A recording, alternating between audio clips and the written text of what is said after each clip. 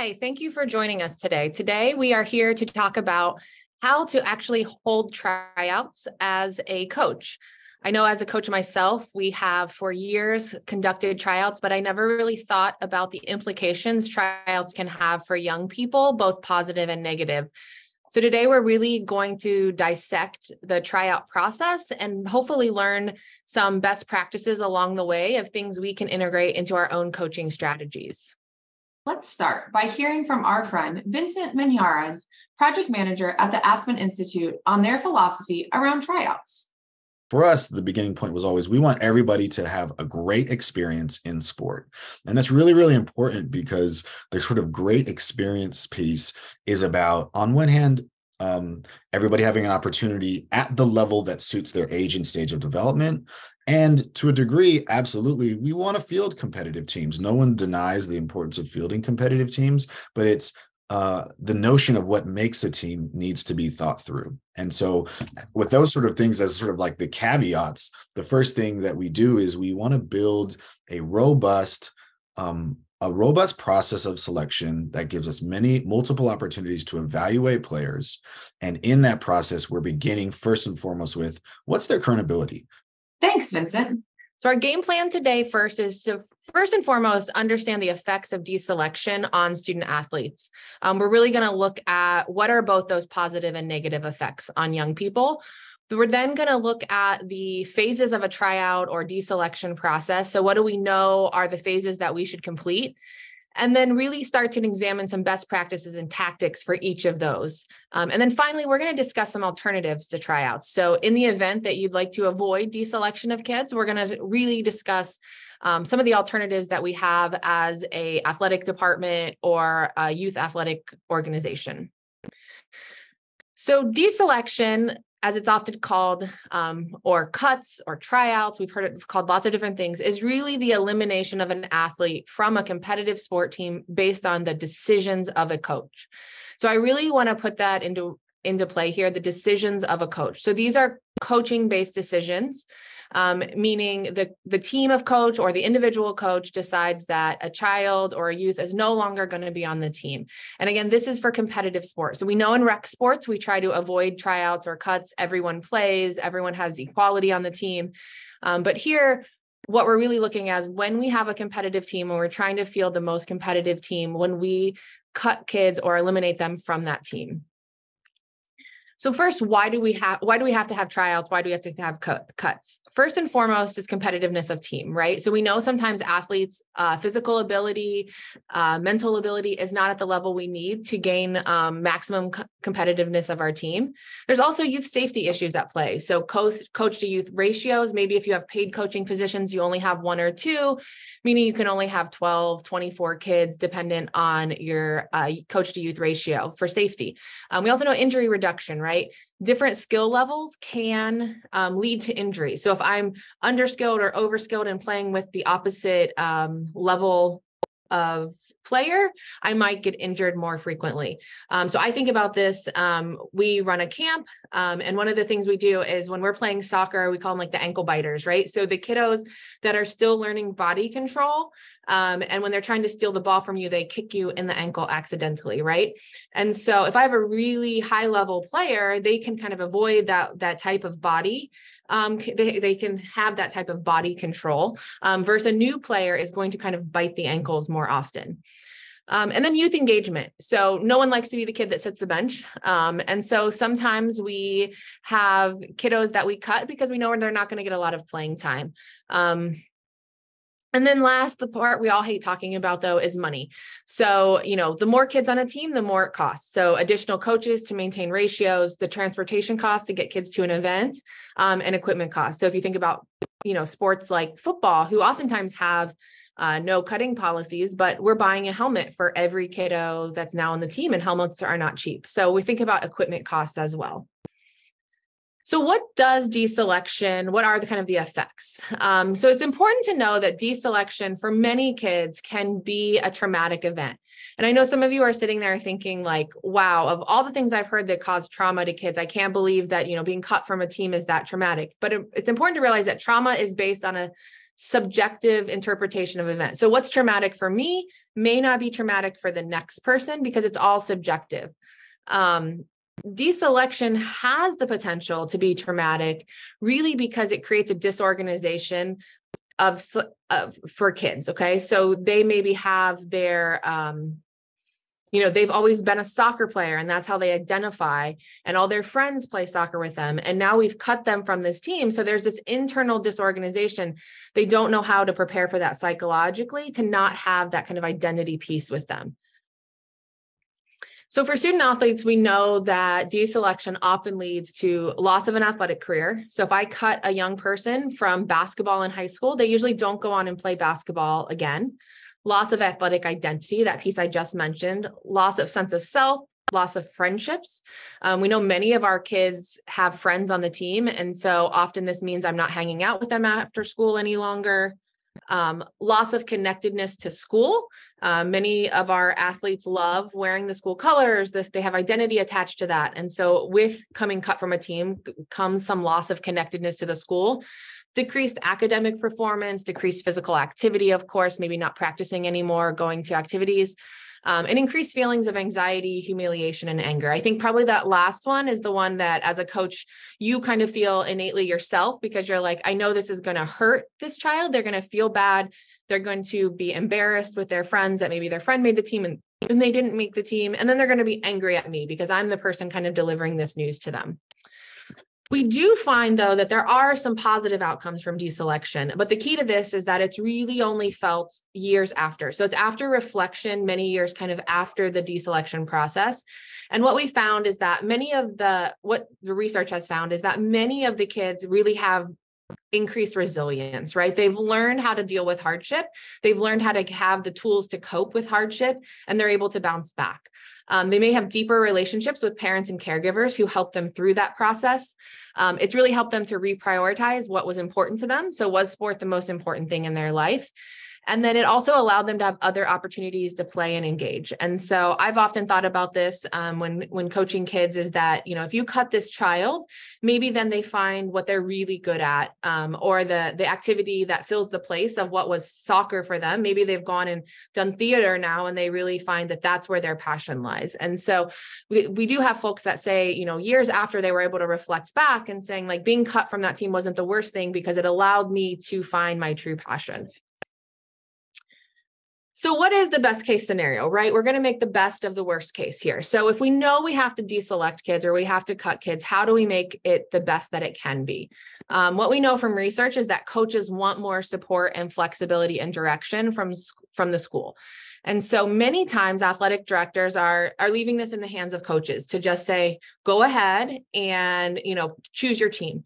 But what we know is that from the research is that coaches are saying, I wish I had more direction. And so we're hoping through this presentation that you all will have a little more direction as to what may be a process that would work for your school.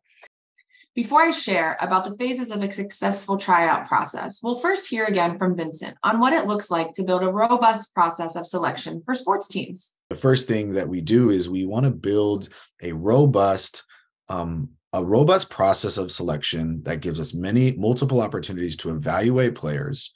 And in that process, we're beginning first and foremost with what's their current ability. So the idea begins, yes, of course, with what's their sort of technical, tactical ability at the moment. So tactical ability being their decision-making. And that can be sometimes separate from their technical ability, which is their, how I come from basketball. So, the quality of their jump shot might be not just if they make a shot, but what shots did they shoot? So we want to put people in situations where they can demonstrate their tactical ability. For us, that's giving them opportunities to play in a tryout. That's really, really almost forgotten because we're always so focused in on kind of the execution of drills. But let them play and give yourself an opportunity to watch them play.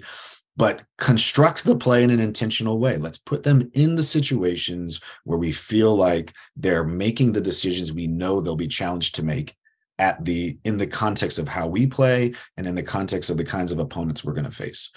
And now that we've heard from Vincent on how you can build a successful tryout process, we want to share some additional information, starting with the phases of the tryout process.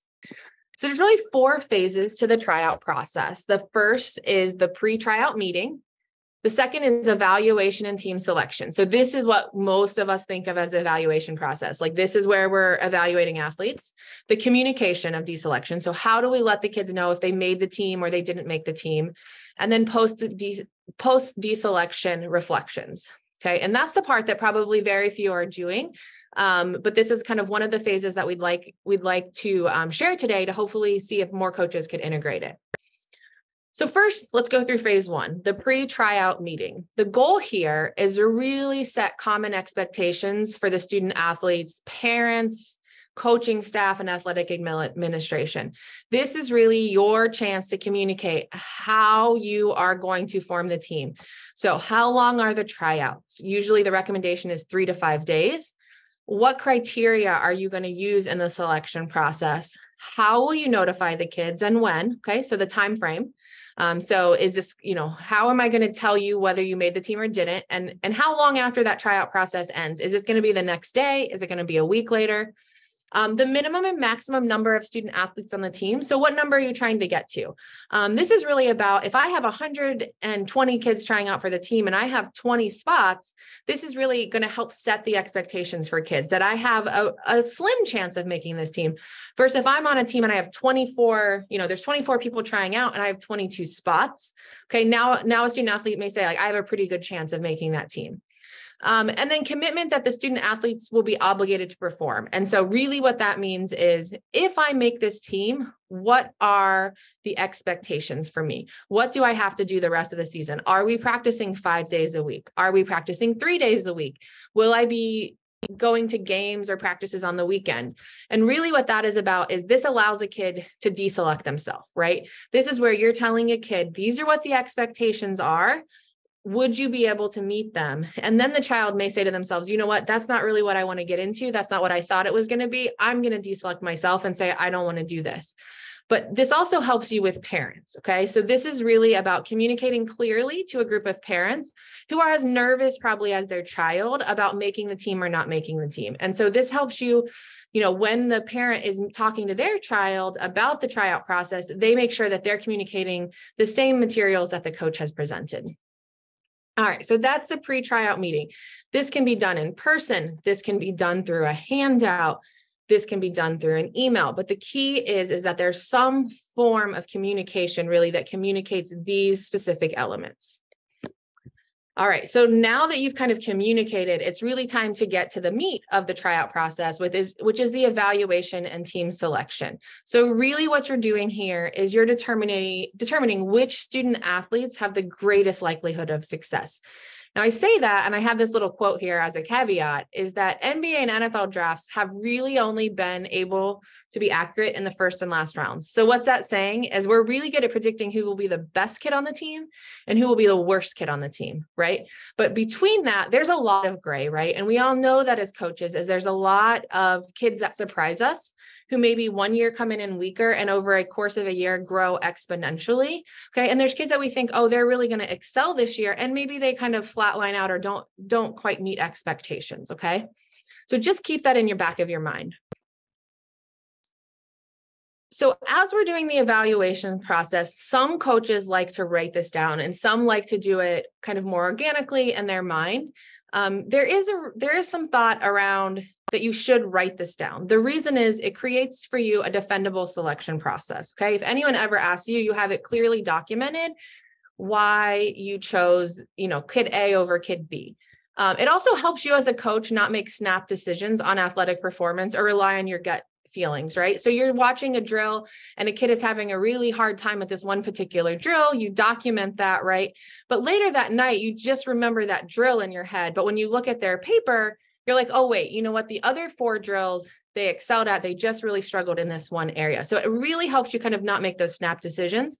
Then also, hopefully it helps you reduce your political bias or the perceptions of political bias in your community.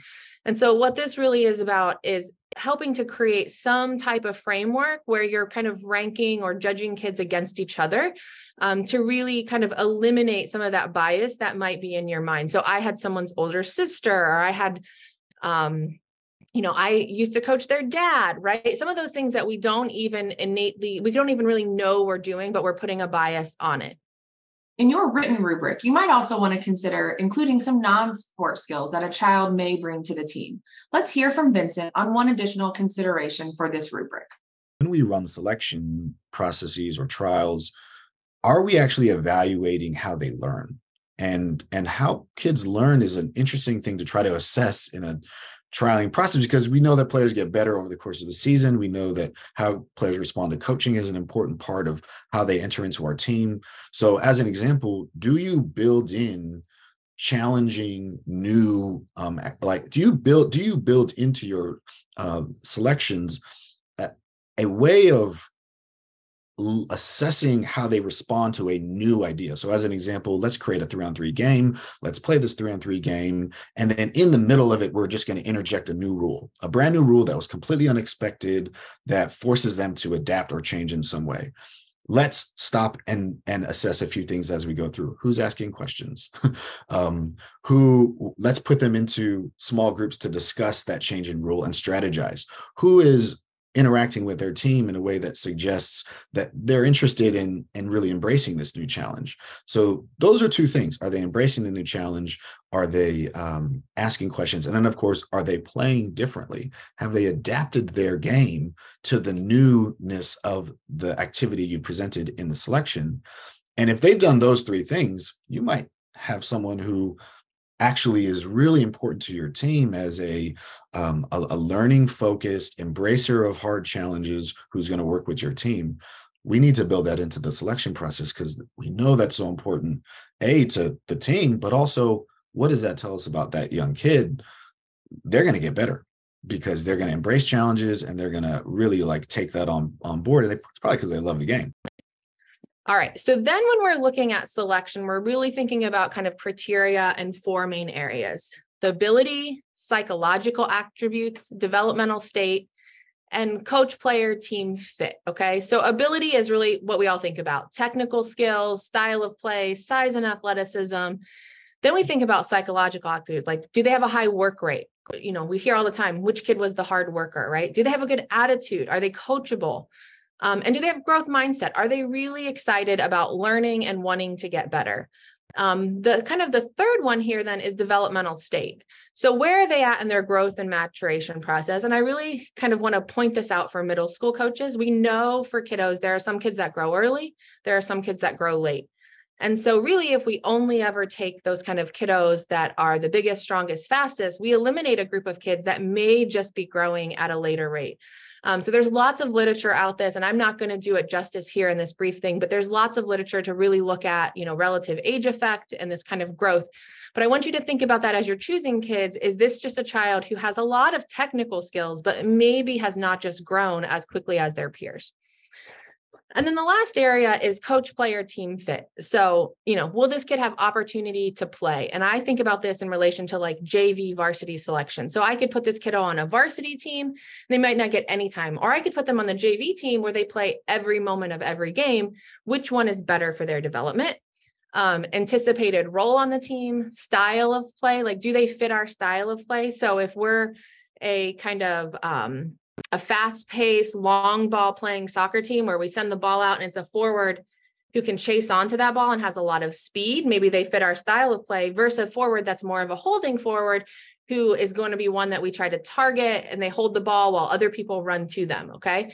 So really think about your style of play. So you've heard our ideas on selection criteria, but now let's listen in as Vincent expands on some of these criteria and how to best evaluate players. It's important, though, to also acknowledge that tactical ability is not the only thing we're looking at when we're asking about ability. We're also looking at how hard they play. We're also looking at how they interact with teammates. So, this sort of combination of decision-making, technical skill with effort and attitude are all sort of part of a bigger picture of who that player is going to be when they enter into our team. And of course, I'm leaving out one of the most crucial ones, which is size and athleticism, right? Which is, a function that we have to look at in terms of fielding a competitive team. But in this broader sense of also wanting to be a program that develops players and wanting to be a program that produces a long-term experience where players get better through our program, we can't build our team exclusively or program exclusively around always sort of like the current biggest, most athletic people, because we might be missing out on some young, late maturing folks who need time. So I'll give you an example. One of the things that we always used to do was try to get like versus like compared to each other as much as possible. So if I have, in New Zealand, they do 2-year age bands. So if I'm evaluating players in 2-year age bands, then the early 2000 birth date is going to be different from the late 2001 birth date. And so how do I account for that? Well, one way is to build your selections around birth year, which is the first thing we did. So anyone who's born in 2000 is initially selected or evaluated separate from 2001s. And then within that, we then create a sort of biological band. So we want to actually look at height as a way of grouping players in the trial itself. So we're going to spend the first hour just looking at the small 2000s, the medium-sized 2000s, the tall 2000s, and then we're going to do the same thing with the 2001s. And now what we've done is we've given ourselves a chance to actually compare like versus like. There's a degree of how social and emotionally mature are some of our kids. And that's an interesting one, because you also want to acknowledge that through sport, we're trying to build social and emotional learning. We're trying to build this sort of sense of resilience in kids.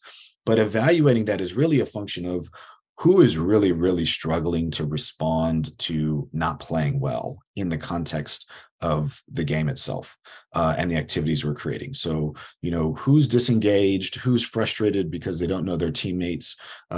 Let's just try to understand that. Doesn't necessarily mean it's a disqualifier. It might mean that that as we evaluate where kids are at socially and emotionally, it might mean, you might be physically and athletically strong enough in this space and technically here at this higher level, but we actually think you might be better with this other coach.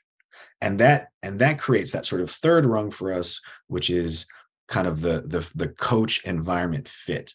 So just because a player might be good enough and skilled enough and athletic enough to play on, team A or team B, doesn't necessarily mean that it's the right situation for them in terms of fitting in with the coach who they're working with. And is it the right sort of playing time situation and opportunity for them? And so that's kind of that last piece, because inevitably we end up with teams where we've got maybe 12 spots or 15 spots, but we have 3 or 4 additional players who are probably in that conversation. And so the question to ask is, well, how do we make those final determinations? And it's going to be about fit. It's going to be about what's the opportunity here for you in this longer game of where you're going. And one of the real things that I would encourage any coach to do, and I think for us it was really crucial, when we're building programs, we need to make sure that we have an opportunity just before we select to sit down with a player who might be on the margin and who might disagree with a particular decision.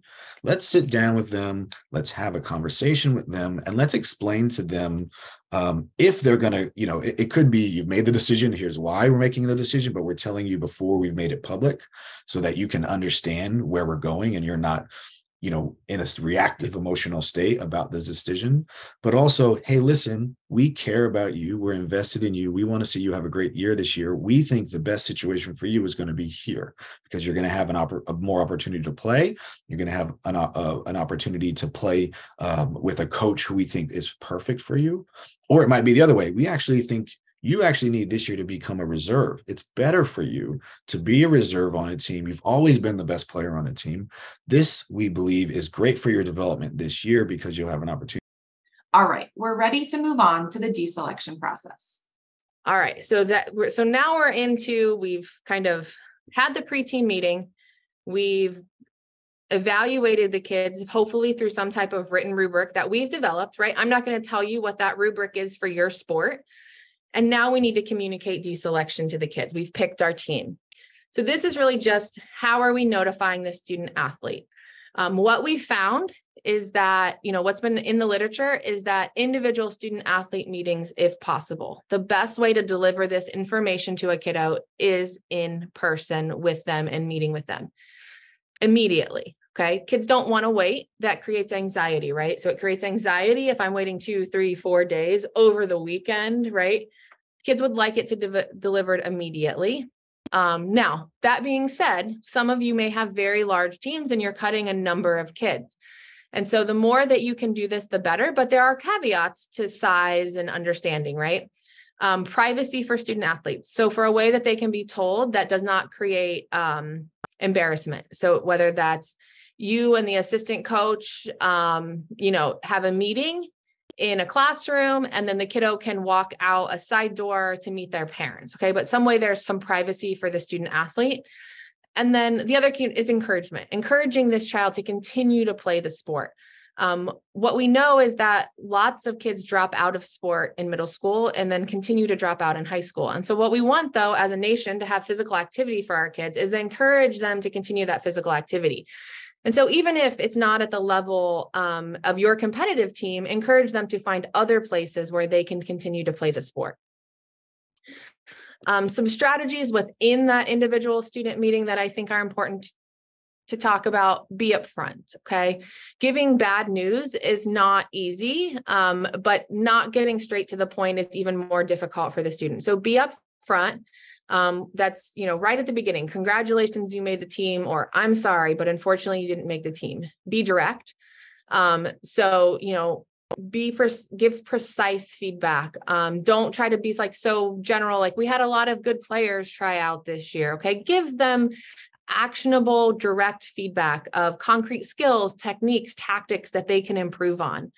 Write it down. So if you used a rubric for the tryout process, take 2 or 3 things from that rubric that they were strong in, and 2 or 3 areas they need for improvement, and write it down. Why write it down? Because for the kiddo, this is probably a hard conversation for them, and maybe the first time they've had a hard conversation like this.